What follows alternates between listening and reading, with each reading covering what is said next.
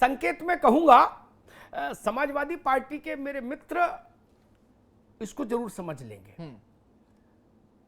अगर बैरम खां को अकबर हज पर नहीं भेजता तो शायद अकबर महान नहीं होता, अकबर अकबर के नाम पर ही दर्ज होता इतिहास में। अकबर मुगलिया सल्तनत का सबसे चमकदार मोती सिर्फ इसलिए हो पाया कि उसने समय रहते ये समझा कि अब बैरम खां के हज पे भेजने का वक्त आ गया है। क्योंकि बैरम खां कौन थे? बैरम खां वो थे कि जब 13 साल की उम्र में तकनीकी तौर पर अकबर शासक हुआ तो व्यवहारिक तौर पर शासक बैरम खां था। तकनीकी तौर पर मुकुट अकबर के सर पर था, लेकिन व्यवहारिक तौर पर कलम बैरम खां के हाथ में थी। लेकिन अकबर ने इस बात को समझा कि अब वक्त आ गया है कि बैरम खां साहब को हज पर जाना चाहिए। तब अकबर जो चाहता है वह जमीन पर दिखेगा। मुझे लगता है इस इतिहास के तथ्य से भी उत्तर प्रदेश में कुछ सीखने समझने की जरूरत आ गई है। और जब तक ये स्थितियां सुधरेंगी नहीं, मैंने बहुत सारे नाम लिए थे, केसी पांडे, राजा भैया, गुड्डू पंडित, विजय मिश्रा, मनोज पारस, ये सब लोग अखिलेश यादव की छवि से मैच नहीं खाते।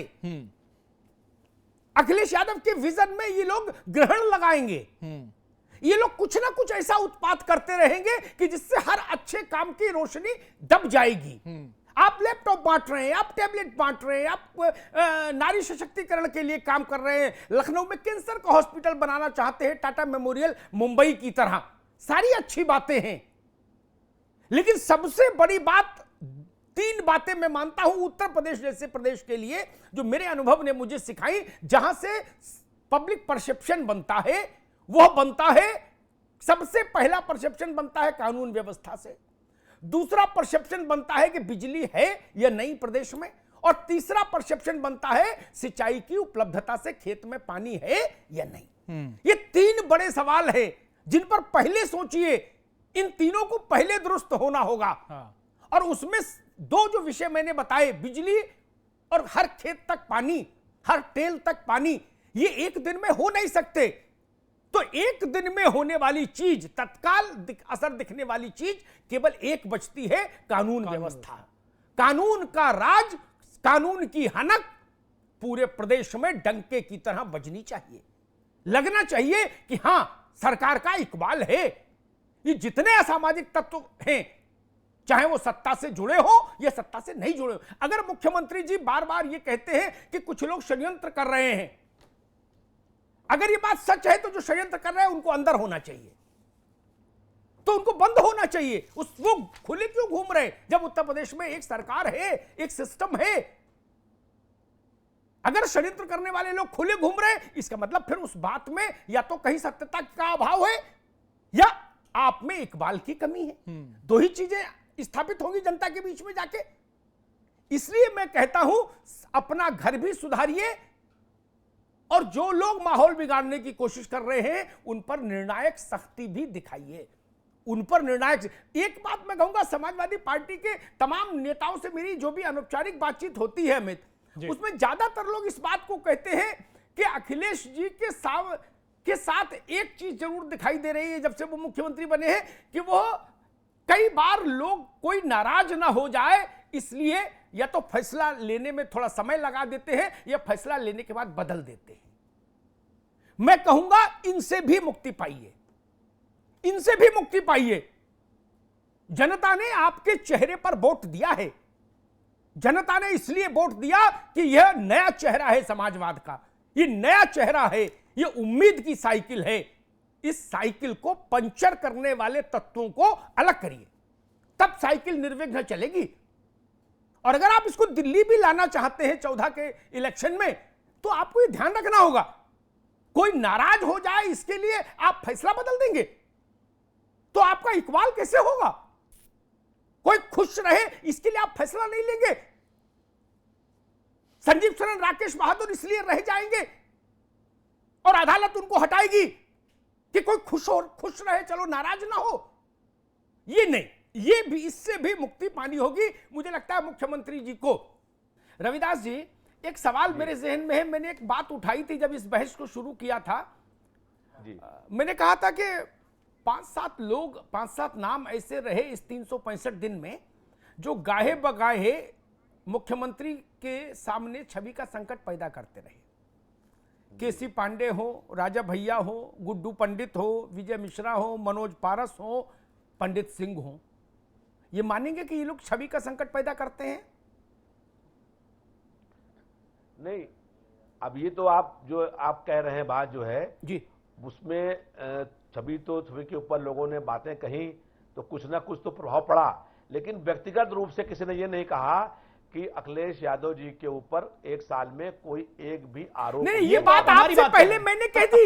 ये बात तो आप सबसे पहले मैंने कह दी। समाजवादी पार्टी के किसी प्रवक्ता को याद आता उससे पहले मैंने ये बात बोली, ईमानदारी से बोली रविदास भाई। लेकिन मैंने ये जो 7 नाम गिनाए, ये तो मानेंगे कि ये लोग छवि का संकट पैदा करते हैं सरकार के लिए?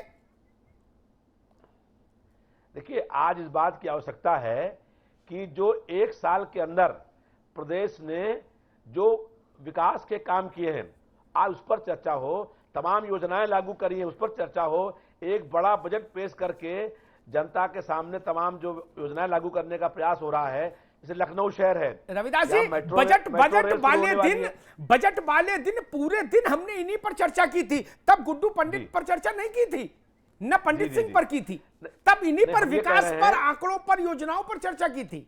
देखिए, जब आज एक साल में क्या क्या बात आप कर रहे हैं, तो एक साल के अंदर जो बहुत सारे काम हुए हैं जी, वो भी आएंगे। लेकिन मेरे प्रश्न का उत्तर तो ईमानदारी से दे दीजिए। मेरा प्रश्न बहुत सीधा, सरल, संक्षिप्त। क्या इस तरह के लोग, इस प्रजाति के लोगों ने अखिलेश यादव की सरकार के सामने छवि का संकट पैदा किया या नहीं? बस इतना सा सवाल है। अगर संकट पैदा ना हुआ होता तो आप ये बात क्यों कहते? मतलब तो आप ये बात कह रहे हैं और आप एक जिम्मेदार व्यक्ति हैं, तो आप ये बात कह रहे हैं तो वो बात गंभीर है, उसको हम नकार नहीं रहे हैं।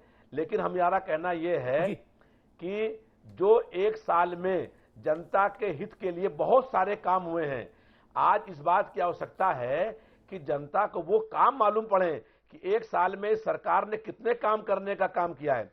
लोकतंत्र पर लोगों की आस्था बढ़ी है। किस तरीके से पिछले एक साल पहले दमन का, तानाशाही का, जुल्म का राज चल रहा था। अगर किसी ने अपनी बात कही है तो उसको लाठियों से मारा गया। कितनी बार लखनऊ शहर सड़कों के ऊपर हम लोगों के ऊपर लाठीचार्ज हुआ, खून बहा, कितना जुल्म, कितना अन्याय होने का काम हुआ। आज जो है आदमी अपनी बात कह रहा है, विधानसभा के सामने धरना स्थल के ऊपर बैठ करके सरकार के खिलाफ बोल रहा है।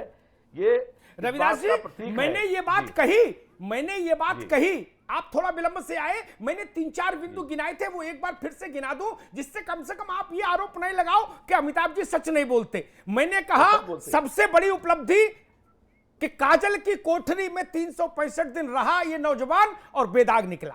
सबसे बड़ी उपलब्धि, इससे बड़ी उपलब्धि कोई नहीं।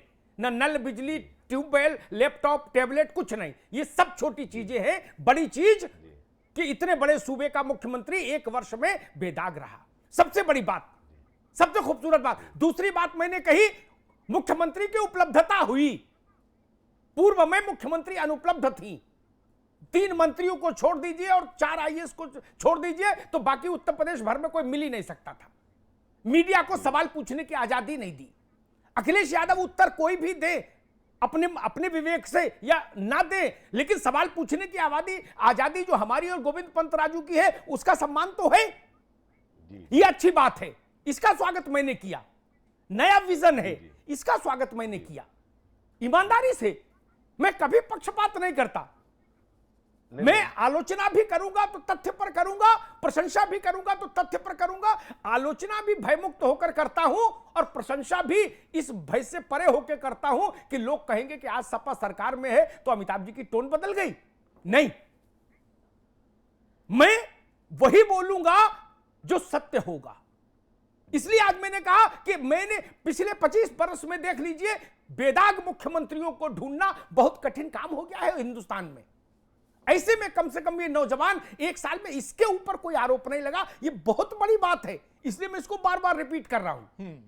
लेकिन इसके साथ ये भी मैंने एक कथा और भी बताई थी कि अकबर तब महान हुआ, अकबर द ग्रेट तब हुआ जब बैरम खां को हज पर भेजने का फैसला किया। यह भी ध्यान रखना होगा। काम कहां नहीं हो पा रहे, यह सवाल उठेगा रविदास भाई कि प्रतापगढ़ में ऐसा क्या था जहां 12 महीने में 6 बार एसएसपी बदल दिया गया। यह अखिलेश यादव की इच्छा नहीं थी, मुझे मालूम है क्यों बदला गया, यह भी मालूम है, टेलीविजन पर बोलूंगा नहीं। इनसे छवि का संकट पैदा होता है। विनोद पंडित सिंह की वापसी से छवि का संकट पैदा होता है। पैसा होता है 376 के आरोपी को मंत्री में कंटिन्यू करने से छवि का संकट पैदा होता है। तब लैपटॉप की आभा धुंधली हो जाती है, लैपटॉप की आभा धुंधली हो जाती है। आपको याद होगा एक बेलछी कांड तूफान आ गया था बिहार में, इंदिरा गांधी जब हाथी पर बैठ के गई थी। एक घटना तमाम उपलब्धियों को तिरोहित कर देती है, ये मैं कह रहा हूं। और ये अखिलेश यादव, मेरा निवेदन ये है, इन लोगों पर लगाम लगानी होगी, इन लोगों पर लगाम लगानी होगी, अन्यथा तमाम खूबियां रहते हुए भी जी जमीन पर परिणाम आने में दिक्कत आएगी। रविदास, देखिए मैं इस बात का हमेशा पैरोकारी करता रहा कि शासन में हमारे यहाँ क्या, दीक्षित जी तो भारतीय दर्शन के बहुत प्रकांड मनीषी हैं। हमने भगवान किसको कहा, ईश्वर किसको कहा, सत्ता किसको कही, तो उसको एक लाइन में कहा कि समदर्शी है नाम तिहारो, जिसकी दृष्टि समान हो वो सत्ता, वो ईश्वर, वो परम सत्ता, वो लखनऊ की सत्ता, वो दिल्ली की सत्ता, सत्ता ही भगवत तत्व है। तो सबसे पहली कसौटी क्या कि दृष्टि समान हो। दृष्टि समान कैसे होगी कि इकाई एक ही हो, इस बात से मैं सहमत हूं। गरीब गरीब होता है, उसकी न कोई जात है, न कोई पंथ है, न मजहब है, कुछ नहीं, न रंग है, गरीब गरीब है। वो गोरा भी हो सकता है, वो काला भी हो सकता है, वो खूबसूरत भी हो सकता है, वो कुरूप भी हो सकता है, वो शहर में भी रह सकता है, वो मुंबई में भी रह सकता है, और वो गाजीपुर के मोहम्मदाबाद में भी रह सकता है। इसलिए उसमें कोई भेदभाव नहीं होना चाहिए, गरीब की मदद हो, ये बात हो। एक बात मैं कहूंगा इस पूरी बहस के बाद, जी उत्तराखंड पर जब 1 वर्ष पर हम लोगों ने भी परसों चर्चा की, तो भी मैंने ये बात कही थी, मेरे लिए पैमाना क्या है विकास का, सरकार का, मेरे लिए पैमाना है जनता सुरक्षित हो, हर स्कूल में मास्टर मिले, हर अस्पताल में डॉक्टर मिले, राशन कार्ड बनवाने में रिश्वत नहीं लगे, सरकारी अस्पताल में इलाज के नाम पर जनता के साथ धोखाधड़ी नहीं हो, पटवारी ईमानदारी से खसरा खतौनी का काम करे, बेईमानी नहीं करे, गांव में खेत में पानी पहुंचे। मेरे लिए विकास की पहली शर्त यह है।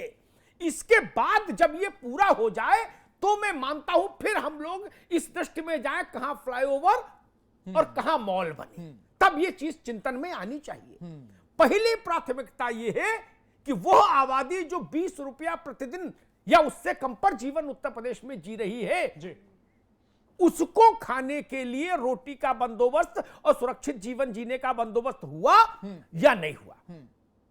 एक बहस हुई थी यही, तब मैंने कहा था कि एक नोएडा नारायण दत्त तिवारी बनवा गए पश्चिमी उत्तर प्रदेश में, उसके बाद कोई नोएडा पूरब में क्यों नहीं बना, कोई नोएडा बुंदेलखंड में क्यों नहीं बना। अगर एक नोएडा ने उत्तर प्रदेश के चेहरे को बदलकर रख दिया, अंतरराष्ट्रीय पटल पर ले जाके उसको खड़ा कर दिया, तो ऐसे 4 नोएडा क्यों नहीं बने, यह सवाल था। पूरब की गरीबी कौन देखेगा, बुंदेलखंड की गरीबी कौन देखेगा। ऐसा पानी पीते हैं बुंदेलखंड में लोग, मैंने जाकर देखा, जिसमें हम, आप, अनुप्रिया पटेल, दीक्षित जी अपने पांव भी नहीं धोना चाहेंगे, वैसा पानी पीते हैं लोग। आज 2013 में मंत्रियों की बात आई बुंदेलखंड में, मैं इससे सहमत नहीं। दीक्षित जी को याद होगा, अनुप्रिया जी को याद होगा, मायावती सरकार में सबसे प्रभावशाली दोनों मंत्री नसीमुद्दीन और कुशवाहा जी, दोनों उसी इलाके से थे। कहां विकास हुआ, कहां विकास हुआ, सरकार तो यही दोनों थे, और तो कोई सरकार था नहीं मायावती के अलावा। विकास कहां हुआ, मुलायम सिंह जी के शासन में चंद्रपाल यादव, मुलायम सिंह जी ने झांसी में आके कहा था पब्लिक रैली में कि इनको मुख्यमंत्री मानना, कहां विकास हुआ। गोविंद दास रिछारिया, ओम प्रकाश रिछारिया, कांग्रेस की सरकारों में लंबे समय तक लोग रहे, प्रभावशाली बेनी बाई, कहां विकास हुआ। अगर मंत्री होने से विकास होता तो पूरब का भी विकास हो गया होता। दीक्षित जी गलत तो नहीं कहा?